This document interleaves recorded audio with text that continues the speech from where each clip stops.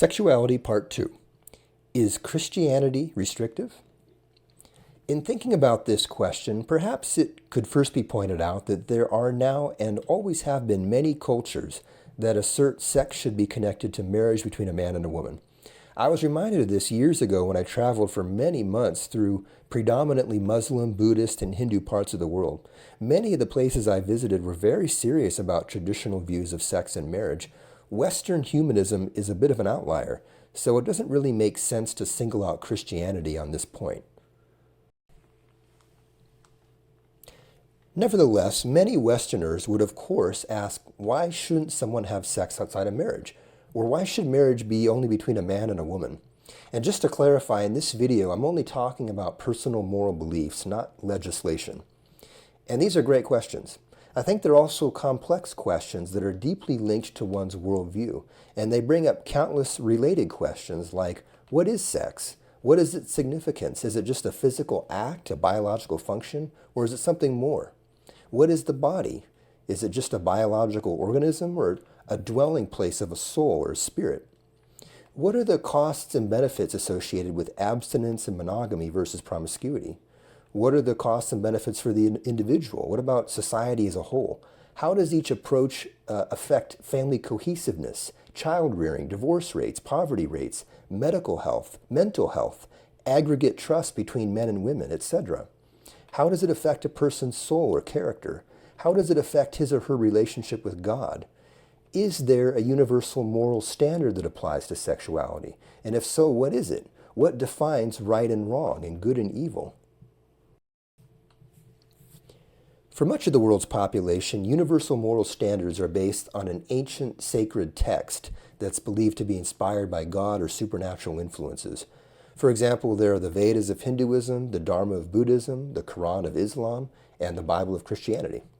Secular humanists, by contrast, tend to define moral values based on what they believe to result in maximum human happiness and well-being. For Christians, the Bible speaks to the topics of marriage and sexuality with considerable clarity. For example, here are several verses that speak to marriage.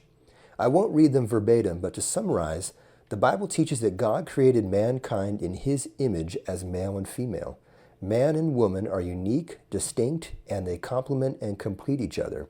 When a man and woman marry, God mysteriously and supernaturally joins them together to become one flesh. This oneness is a picture of the relationship between mankind's Savior, Jesus Christ, and His people, the church. And here are several verses that speak to the topic of sexual morality. Once again, I won't read them verbatim, but to summarize, the Bible teaches that God created the human body to be both a dwelling place for His Spirit and to become one flesh with his or her spouse of the opposite sex. However, when a person has sex with someone to whom he or she is not married, they violate, defile, and dishonor their own body, as well as God's Spirit within them if they're a Christian. This includes adultery and both heterosexual and homosexual fornication. Another way to think about sex is that God created our hearts and bodies to be congruent. The word congruent means in agreement or harmony. Our hearts and bodies are meant to be in agreement and in harmony with one another. When two people have sex, it's like they're saying with their bodies, I want to be as close and intimate with you as is humanly possible. I want to fully give myself to you, and I want you to fully give yourself to me.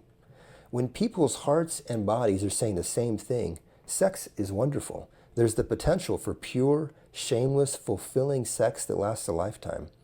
However, when their hearts and bodies are not saying the same thing, it's not sustainable. It often leads to pain, shame, and regret because you're telling a lie with your body. In fact, one of the verses we saw, 1 Thessalonians 4:6, says that when you have sex with someone outside of marriage, you defraud them. I remember listening to a conversation between two guys in their early 20s at the fitness center where I used to work out. They were talking about the different girls they had slept with, and at first their tone was boastful and happy-go-lucky, but then one of them, in a moment of vulnerability, said he felt guilty after having a one-night stand. He said he once had the thought, am I a bad person? His friend immediately understood what he was talking about and agreed. So much of the sex that happens in the world is just one or both partners using the other for their own selfish motives, either to feel pleasure or to feel desirable. Of course, this can happen in marriage too, but in the context of committed, lifelong fidelity, there is at least the potential for sex to become increasingly rooted in love and relationship as God intended, rather than selfish gratification. Of course, a one-night stand is not the same thing as a more long-term unmarried sexual relationship, which is common. But from a Christian's perspective, that relationship is still incongruent, even if less so. They're still fully giving and receiving each other's bodies while holding back a part of their hearts. If they had fully given each other their hearts, then they would be fully committed. By remaining unmarried, their hearts are leaving room to break the promise their bodies are making. If you'd like to learn more, you can check out my free book available at the link provided. Thanks for watching.